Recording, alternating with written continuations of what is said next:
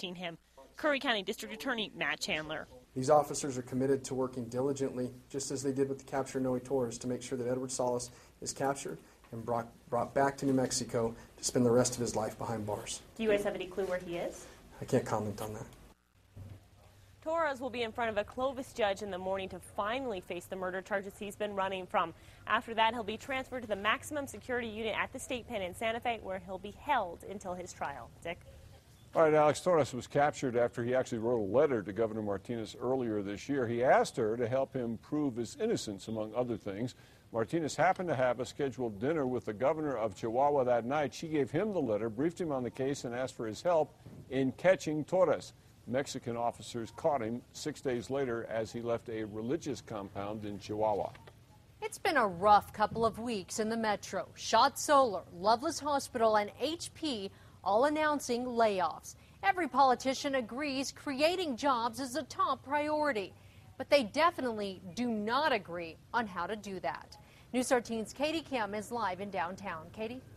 Jessica, Mayor R.J. Berry and Governor Susana Martinez insist they know what's needed to generate more jobs. But one leading lawmaker says they're on the wrong track.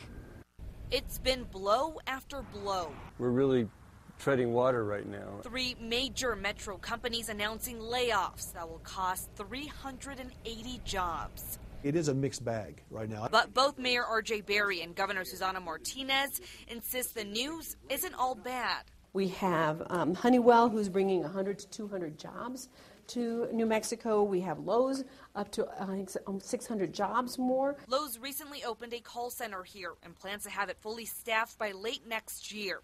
Honeywell's avionics division is moving here from Kansas. But Martinez and Berry both say the state needs to cut regulations and taxes to attract more companies and jobs. We need to keep pushing forward to make sure that people outside understand that this is a great place to do business. Just cutting taxes isn't going to do it. Albuquerque Democrat Jerry Ortiz-Pino points out Shot Solar got huge incentives, then pulled out, leaving the state holding the bag for $16 million. The senator believes New Mexico can put people to work now by building highways and other projects. The only real growth that we can sustain, I think, is growth that comes from within. Martinez isn't talking about more public works projects.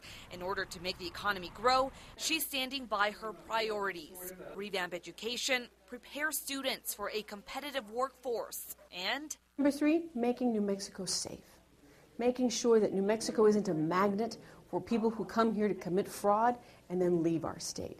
But Ortiz-Pino claims the governor is missing the mark.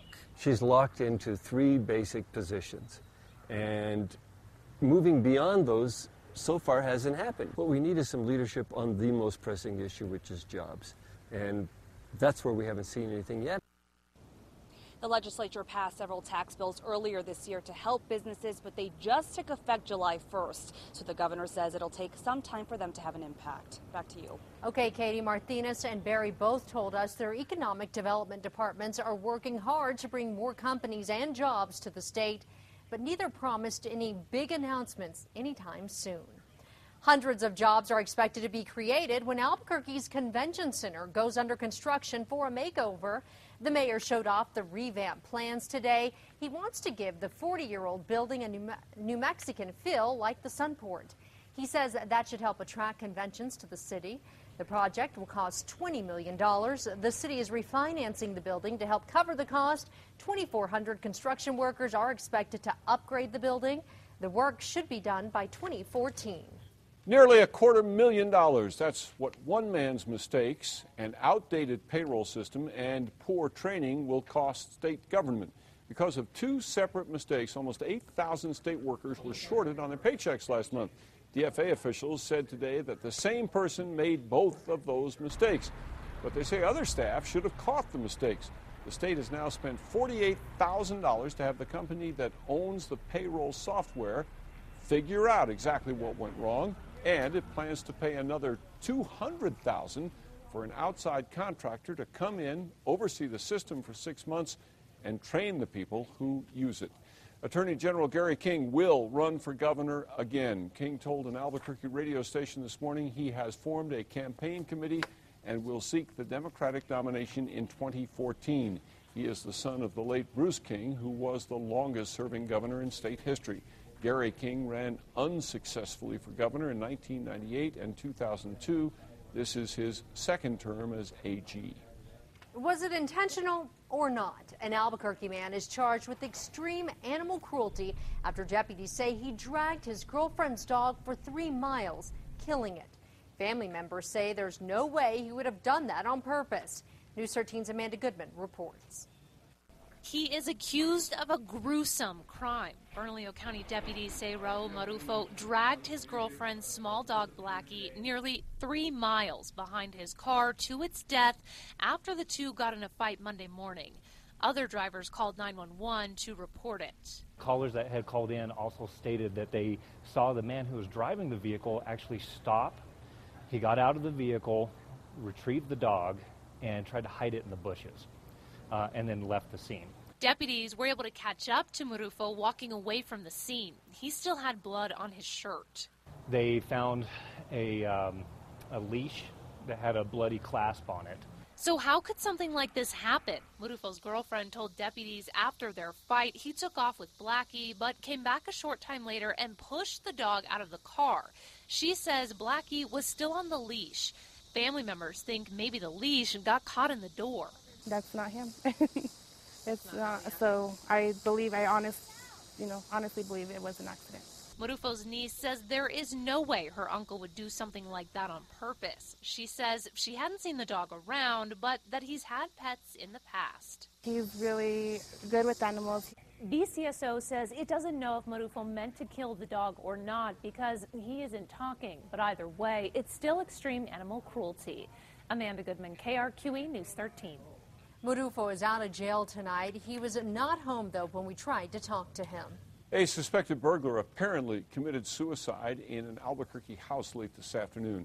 Neighbors say they spotted a man crawling through the window of a house on Florida Northeast and called police. When officers got there, they surrounded the house and tried to contact the man, but they got no response. When they used the homeowner's key to get in, they found the suspect dead with what appeared to be a self-inflicted gunshot.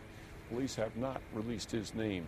There's a manhunt in northern New Mexico tonight for a man who fired at Jicarilla Apache cops near Dulce this afternoon. An officer stopped the suspect on Highway 64 and saw a gun and a bulletproof vest in the vehicle. When questioned about that, the man ran and started shooting. Police shot back. Nobody was hit. The man got away.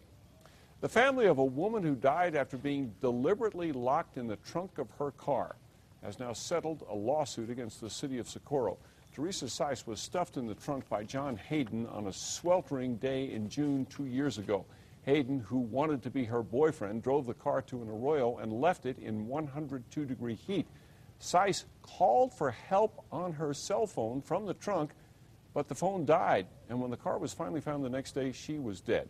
Her family claims police did not do enough to find her. They settled with the city for $350,000. John Hayden was charged with murder in the case, but convicted of involuntary manslaughter. He got 4.5 years in prison. Cops are still looking for the driver in a deadly hit and run last week. Susan Davidson had just stepped off a bus at Lomas in San Mateo when she was hit and killed. Witnesses described the vehicle that hit her as a black Toyota Tacoma. The driver didn't stop. She was just 18, driving home when someone shot her dead. 23 years later, one of Albuquerque's most haunting murders is still unsolved. At 10:13, where is Caitlin Arquette's killer? And a career criminal keeps committing crimes. Cops and prosecutors keep putting her in jail. Judges keep releasing her. At 10:17, Kim Holland is on special assignment with the story of a woman who has a key to the jailhouse door. Well, storms were a little harder to come by today, so we'll have a forecast coming up tonight that will actually draw a parallel between the day after Thanksgiving and your weather. We'll explain when we return.